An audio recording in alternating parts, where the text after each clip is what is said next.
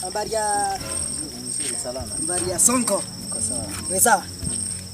Yiko wengi kama na ukiwa. Nango kewa ni nikize. Ndiyo ni tajiri ko.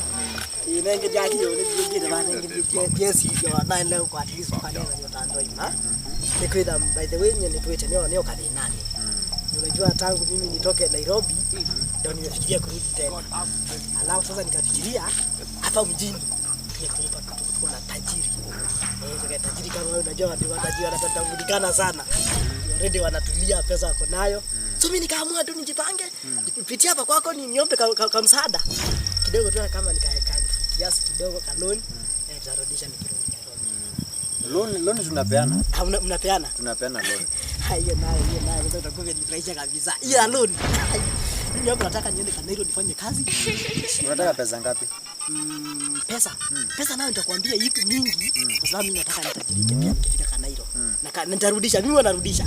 Sasa unataka kama ngapi? Mimi nataka kiasi ya unaweza pata kafika 50k. 50k ziko. Ziko? Ziko. Pia unaweza ongezea hata zikiwa 60 pia. Na lazima kuwe na mikakati. Kwa na vitu unavaa kwa tayari ushaanjaza.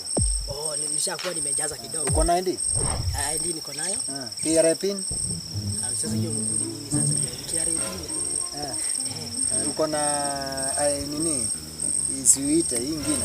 Hii ya nini? Huduma namba. Huduma namba. Unajua hiyo huduma namba nilichelewa kufanya registration lakini nikienda Kanairo na nitaifanya ama ngapi? Wewe uko kwa chama kwani? Hii chama ya Madhiko?